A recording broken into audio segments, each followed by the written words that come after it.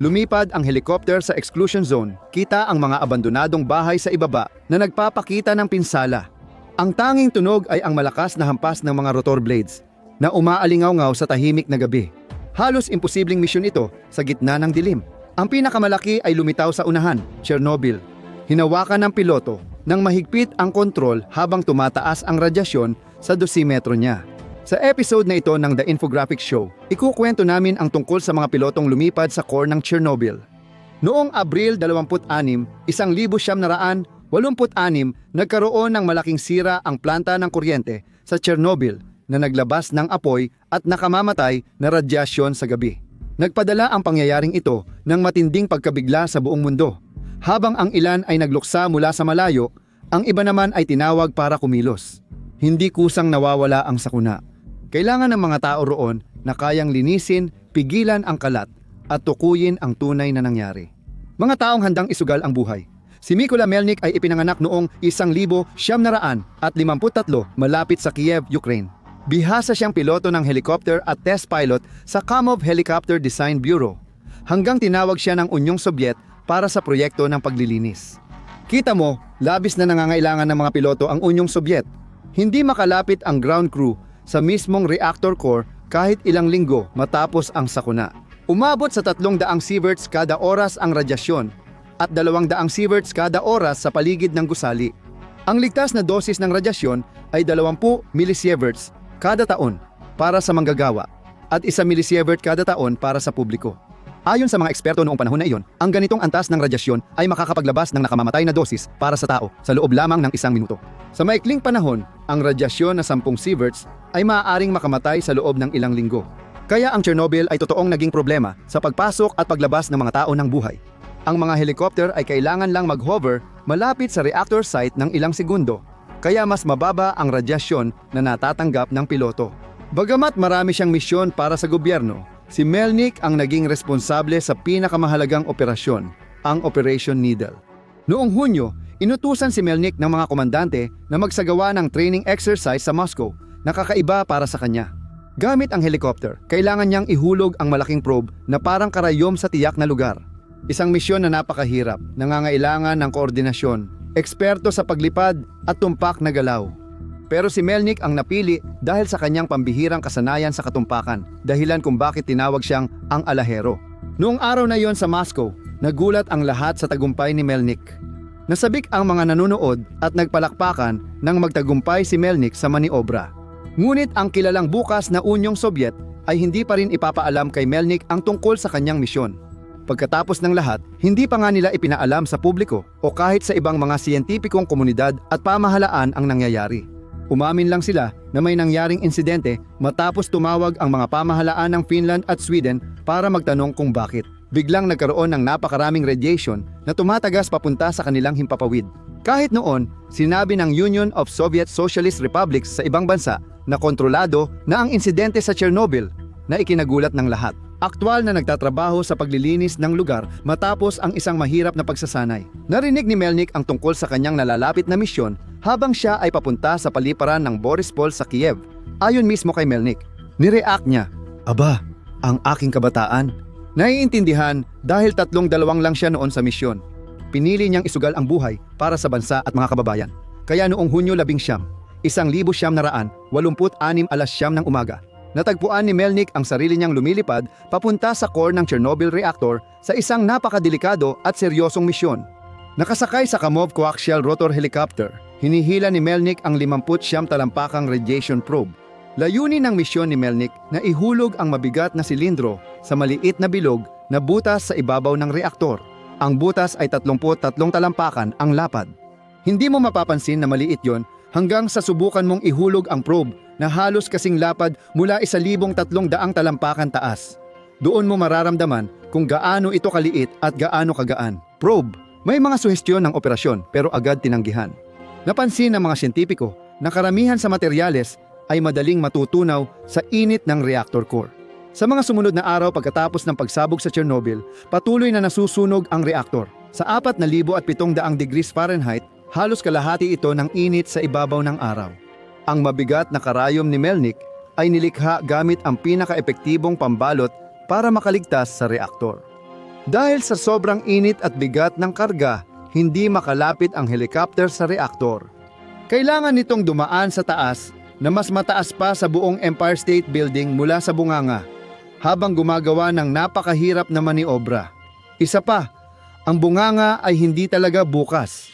Alam ng siyentipiko na may crust na rito na kailangang butasin ng probe para sa misyon. Kaya naman, hindi lang ito kailangang mahaba, kundi mabigat din. Kaya walang pressure kay Melnik. Ang probe ng karayom ay nababalutan ng mga sensor na magbibigay ng impormasyon sa mga sayentipiko tungkol sa temperatura, gamma radiation at neutron flux sa loob ng pumalyang reaktor. Pagkalipas ng buwan, may kakaibang liwanag pa rin mula sa reaktor.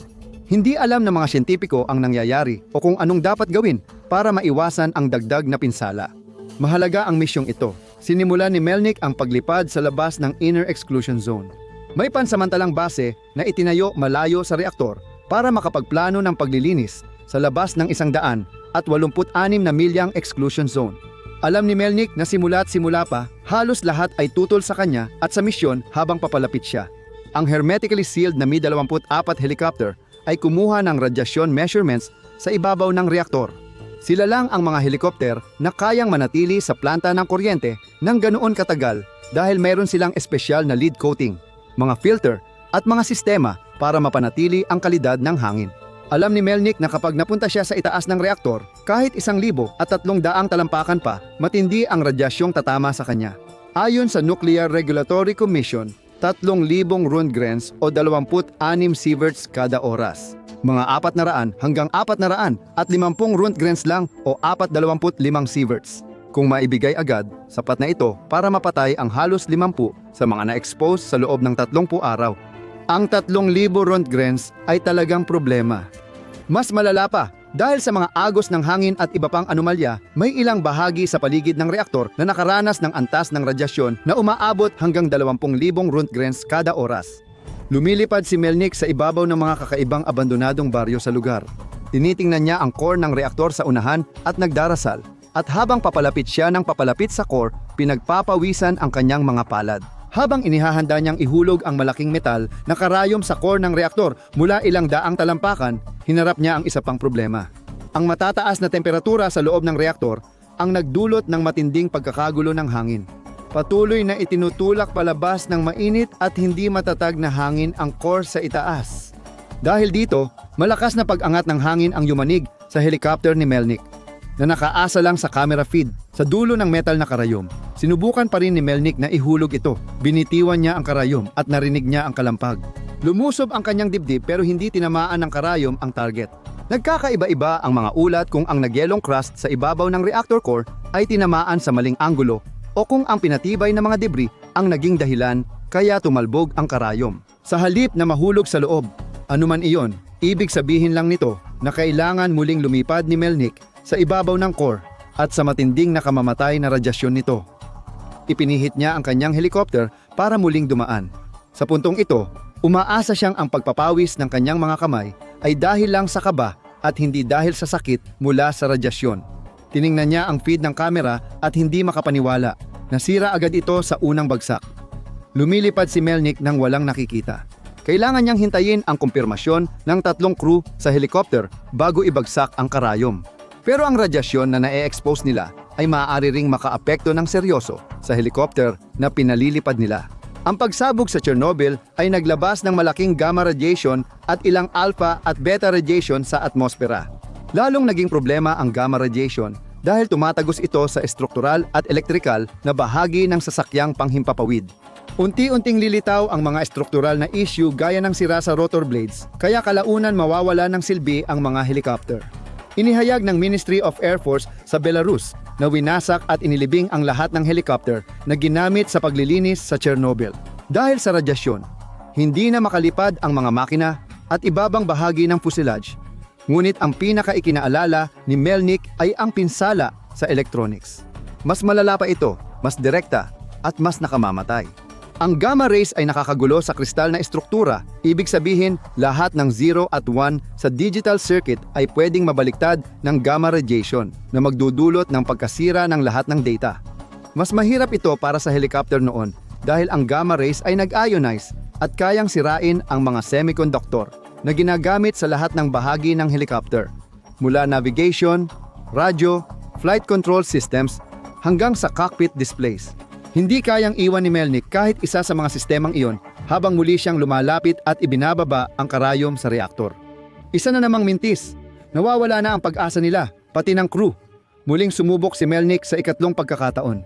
Kasabay nito, naisip niyang siya at ang crew niya ay 30 minutong nasa hangin na malakas ang radiation. Nagbigay ng kaunting proteksyon ang helicopter pero hindi sapat. Imbes na gamitin ang espesyal na Mi-26 na dinevelop para sa paglilinis sa Chernobyl, isang helicopter na may protective screen, filter at kayang magbuhat ng mabibigat na karga. Si Melnick ay lumilipad gamit ang kamob. Bakit? Walang nakakaalam ng tiyak. Ayon sa iba, ang natatanging rotor ng kamob ang dahilan kung bakit ito bagay sa misyon na may mataas na presisyon. Sinusunod ng crew ang lahat ng pag-iingat. Gumagamit ng dosimeter, nagpapalit ng damit kada lipad, kumakain ng masustansyang pagkain, at gumagamit ng mga cream at gamot mula sa superior para laban sa radyasyon. Alam rin nila na karamihan sa pag-iingat ay pakitang tao lang at halos walang silbi. Sa kasamaang palad, walang ideya ang mga lalaki kung gaano karaming radyasyon ang nakuha nila hanggang sa kalaunan pa. Hindi rin malinaw kung uminom sila ng iodine pills, na tanging pag-iingat laban sa iodine 100 at 31 na nailabas sa Chernobyl at maaaring magdulot ng thyroid cancer. Tumaas ng halos 200 ang kaso ng thyroid cancer sa mga batang Ukrainian matapos ang Chernobyl, kahit bihira ito nung una. Ang problema, tinuturing ng katawan ang radioactive iodine na parang ordinaryong iodine at iniipon ito sa thyroid. Binabaha ng mga tableta ang iyong katawan ng ligtas na iodine, kaya hindi na kayang ma-absorb ng iyong katawan ang radioactive na uri. Kung hindi, mananatili ang radioactive na iodine sa iyong thyroid, tuloy-tuloy na nagpapalabas ng radiation at sumisira sa DNA habang nandoon ito sa loob. Ngunit magulo at walang ayos ang pamamahagi ng iodine pills sa mga unang tumugon sa Chernobyl. Magulo pa rin ngayon, wala pa tayong alam kung sino at kailan natanggap ang mga iyon. Epektibo lang ang mga iyon kung naibigay sa loob ng 2 hanggang 8 oras matapos malantad. Kung nabigyan si Melnick ng yodo sa ikatlong araw sa Chernobyl, parang placebo lang din iyon. Alam niyang halos walang proteksyon para sa sarili o helicopter, ngunit tinutukan ni Melnick ang core, determinadong magawa ang pagbagsak. Patayan na. Sa gitna ng alikabok at debris, tumutok siya sa core. Ang radioactive na alikabok, debris, at gamit sa paglilinis ay nagdulot ng panganib, parang naglalakad sa minahan. Noong Oktubre 2, 1986 bumagsak ang Mi-8 helicopter na naghulog ng buhangin at tingga sa reaktor para mapigilan ang radioactivity at pinsala. Matapos lumipad ng masyadong malapit sa isang crane sa lugar, isang biglaang bugso ng hangin ang nagpapaikot sa crane. At dahil sa araw na tumatama sa kanyang mga mata at masama na ang visibility, hindi nakita ng piloto ang braso ng crane na papalapit sa kanya hanggang sa huli na ang lahat. Tumama ang rotor blades ng helicopter sa kadena kaya bumagsak ito. Ilang buwan matapos ang misyon ni Melnick, nangyari ang insidente, pero bilang bihasang piloto, alam na niya ang panganib ng lugar. Lumilipad siya ilang dosenang talampakan mula sa reaktor, sinubukang ihulog ng tuwid ang metal na silindro, umaasang mabubutas ang ibabaw. Nahulog ang karayom, pinigil ni Melnick ang hininga, sa kanya narinig na nabutas ito. Mabilis itong bumagsak at higit 2 katlo ang bumaon sa gusali. Sandali siyang nakahinga ng maluwag. Lumipad palayo si Melnick sa helicopter pero di pa tapos ang kanyang misyon. Kailangan pa niyang ihulog ang 600 at 50 hanggang 900 at 85 talampakang kable sa tamang bahagi ng gusali. Pagkatapos, iaangat ito ng mga tauhan at ikakabit sa kanilang kagamitan sa ligtas na silid. Gaya ng karamihan sa misyong ito, dahil sa malas, radyasyon o masamang panahon, nagkamali ang paghuhulog, pumalya ang lock at napunta sa maling lugar ang kable. Nailigtas lang ang sitwasyon dahil may grupo ng mga siyentipiko mula sa Union of Soviet Socialist Republics na naglalakad sa gusali ilang minuto lang ang lumipas at nakita nila ang kable na nakabitin sa labas ng bintana. Walang alinlangan, binasag ni Vyacheslav Pisminy, doktor ng pisika, ang salamin para makuha ang kable habang tinulungan siya ng isa pang lalaki na hilahin ito papasok sa gusali. Si Yevgeny Velikov ang dating vice-presidente ng Union of Soviet Socialist Republics Academy of Sciences. Ang Chernobyl ay panahon na lahat ay kailangang tumulong at tumanggap ng anumang papel, kahit pilit. Dumating na sina Melnick at ang grupo niya sa base matapos 36 na minuto sa ere. Kalaunan, natuklasan ng mga doktor na si Melnick ay na-expose sa radiation na hindi bababa sa 10 beses na mas mataas kaysa sa pinapayagang antas. Mula Mayo 20 hanggang Setyembre 1986 natapos ni Melnick ang 46 na misyon na may 52 oras ng paglipad sa lugar. Bilang gantimpala sa kanyang sakripisyo, iginawad sa kanya ang titulong bayani ng Unyong Sobyet, ang pinakamataas na parangal ng Unyong Sobyet. Pinarangalan siya at ang koponan niya ng International Federation of Helicopter Pilots, pati ang ibang piloto na tumulong sa ilang buwang paglilinis sa Chernobyl. Tinawag nila ang mga ito ng may paghanga bilang mga baliw na Ruso.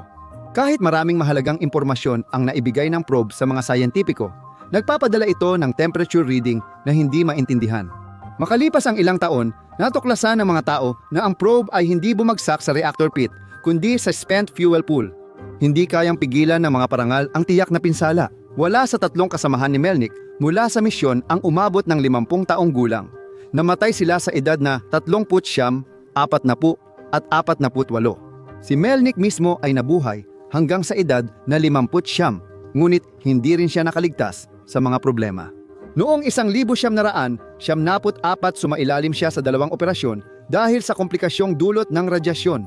Pinayuhan siya ng mga doktor na itigil ang pag-inom at paninigarilyo para humaba ang buhay. Hindi pinakinggan ni Melnick ang payo nila dahil sabi niya sa isang reporter, "Pinili kong mamuhay ayon sa gusto ko at hindi ko lilimitahan ang sarili ko." At pagkatapos ng lahat ng pinagdaanan niya, sino ba ang maaaring sisihin siya? Pumanaw siya noong 2013 sa Espanya, kung saan naging test pilot at tagapagsanay ng mga lokal na piloto sa huling mga taon niya. Ngayon, panoorin mo ang Chernobyl Nuclear Explosion Disaster Explained Hour by Hour para makita kung paano nangyari ang lahat, o i-click mo na lang ang video na ito.